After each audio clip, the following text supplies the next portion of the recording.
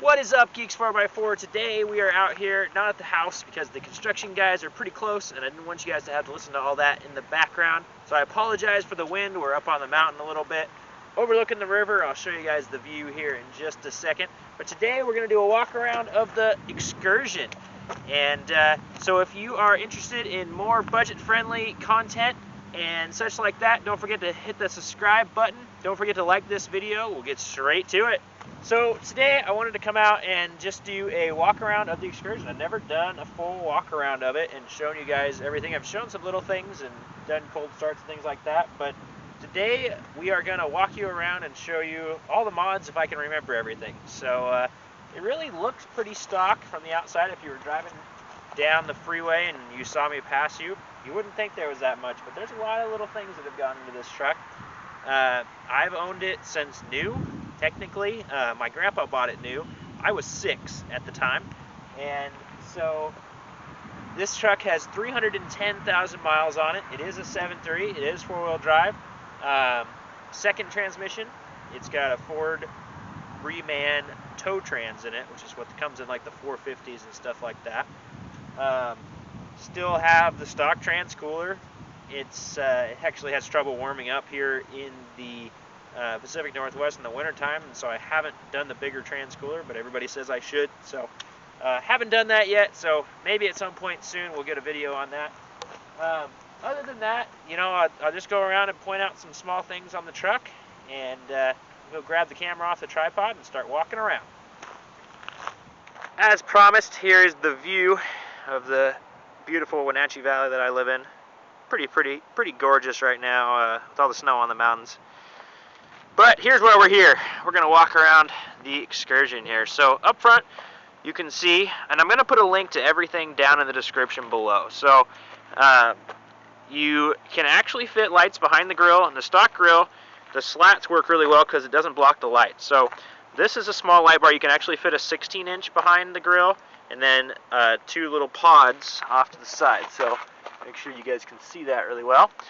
Up there, 285/75, 16 tires on stock wheels. Yes, they do fit stock. I ran them for years stock, so they do fit stock, no issues. Bilstein 5100 shocks. Got V-code springs now in the front. If you haven't seen that video, I will put a link up above here, and then a Wolf adjustable track bar and a Bilstein steering stabilizer. Again, I'm going to try to put all these links down below. So another thing that I have on the front is the leveling kit, essentially the shackle. Again, I'll put a link to that video right up here that explains that. Link will be in this description and the description over there for that leveling shackle. Going down the side, pretty much stock mirrors still. Looking for 06, same design with the blinker in them. If you have some of those you're taking off, I'd love to have them. C-codes in the rear, again from ATS Spring, and Bilstein shocks in the rear as well. Got to have the Geeks 4x4 sticker on the back. And this side, you're looking the same. So let's pop into the interior. Oh, I took off the antenna. I have XM radio. See the XM antenna up there. You can also see my roof. That's one of the worst parts of the truck. Yeah, it's YouTube. I get to show worst parts of the truck too. The roof on this thing, it's been in the garage almost its whole life, and that roof is still doing that. So roof really needs paint. But took the antenna off, and you know, full XM. So looking the inside here. So XM was put in here in, you know, circa 2002 or 2003.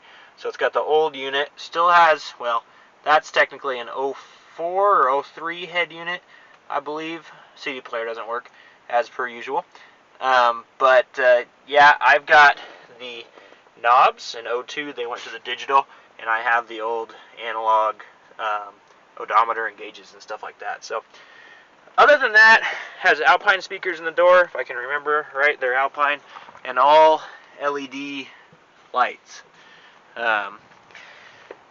Putting together a kit for that takes a little bit of time, but it is possible, and it's worth doing. Another thing on the interior that I even forgot to tell you guys about is this steering wheel. I replaced the steering wheel with a car ID replacement with the wood. They've got a factory match. It's pretty close to the factory. And I went with black because it stays clean, technically, because you can't see that it's dirty. So anyway, check out car ID. I'll put a link down below to this. But they've been decent to work with. And the steering wheel is just so nice. The steering wheel is something you see every time when you jump in a truck. And so it's something I would 100% suggest doing, especially if yours is looking old and ratty. The other thing, these armrests from the seat shop, I think they're $50 for the armrest. And I know that they just get holes up in this front corner from your elbow. And they're so cheap to replace. They come with this, they're nice stretchy on the back, so they go over and they fit nice. And that's the replacement there. So really nice thing from the seat shop. Those are the two cool interior things that you got to do in a worn out old truck. So back here, I have hidden underneath the seat. There used to be a crossbar that went here, and I drilled out the rivets in that, and I mounted my flat pack sub right here. Puts out plenty of bass for me, and does just fine.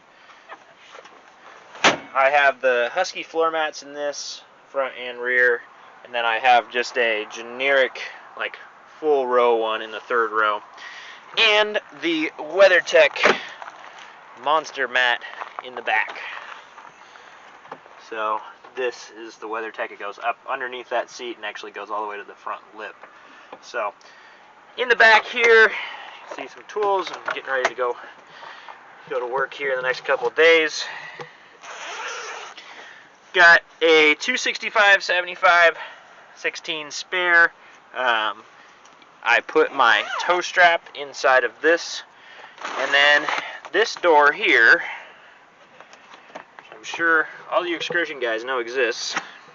That's where your jack is. Well, it actually fits a hitch. So my Anderson reversible and whatever hitch, adjustable 4-inch adjustable. I don't think the 6 would fit.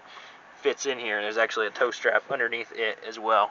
So and you know, all the goodies, because I don't have all the plugs, so all the different adapter goodies to tow any trailer I need to. So anyway, that is the inside. Well, my apologies, but I got home after filming everything outside, and wouldn't you know it, the footage just disappeared. So I'm going to finish this video in the garage tonight for you, and we'll get it out to you this week. So let's show you under the hood of the Excursion here. Alrighty, so we've got the 6637 filter. It's actually from Riff Raff. They actually have the best deal on that filter. Also, the outerwears is from Riff Raff. And you've got driven diesel fuel bowl delete with a regulator return. I just put that on recently. I really like it. I actually didn't expect that that would make such a big difference, and it did. The truck is smoother. The power comes on smoother. It seems quicker, snappier on the throttle. Can't really pertain too much to fuel mileage and stuff like that. It's winter, and so it doesn't get great mileage in the winter anyway. Having on this truck for a long time, I started changing things out at 300 because I heard that 300,000 stuff needed to go, so I put a new AC compressor in it, and I put a new alternator in it. That was the original alternator at 300, and I've had alternator problems since. The one I replaced the original with was a Ford, and the Ford reman went the next summer, and I had to buy a Napa one to replace it. So the Napa one was on there, and then I replaced it back with a Ford one because Ford warranted the original one. And so now I've got a Ford one back on here, and a Napa one as a spare in the back of the truck because I'm not dealing with that again. So anyway, that's pretty much what's going on under the hood. Lots of sets of batteries at 310,000 miles. Idler pulley, belt, stuff like that you've got to keep up on these trucks. But other than that, they're pretty good. But they have their flaws, just like every other thing that moves. So anyway, that's it for Under the Hood. And I thought of one more thing that's pretty hard to show you guys, but I can tell you about it. Actually, two more things as I'm thinking right now. It has the ADCO rear sway bar. A lot of people on the Excursion page say that they really felt a difference with that. Honestly, I didn't. I can tell when I'm driving around town that it picks up the inner wheel and has me spin the inner tire much more often.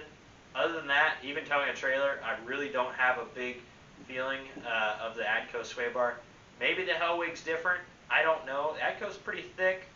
And then the other thing is the hutch mod with the external filter, fuel filter on the fuel tank. There's a video. I'll link it right up here. Those are two things that are pretty hard to show somebody. But if you've seen the video, you know. So anyway, thank you for watching. We really appreciate it. Don't forget to like, subscribe. Hitting the like button just really helps the videos blow up, and so we appreciate all the support. Thanks for watching today. Don't forget links to website and links to Amazon of all the parts. If you buy anything through my Amazon link, I get a little bit of kickback, and so that's how you can support me. I appreciate you guys today. Thanks for watching the video. We will see you next time.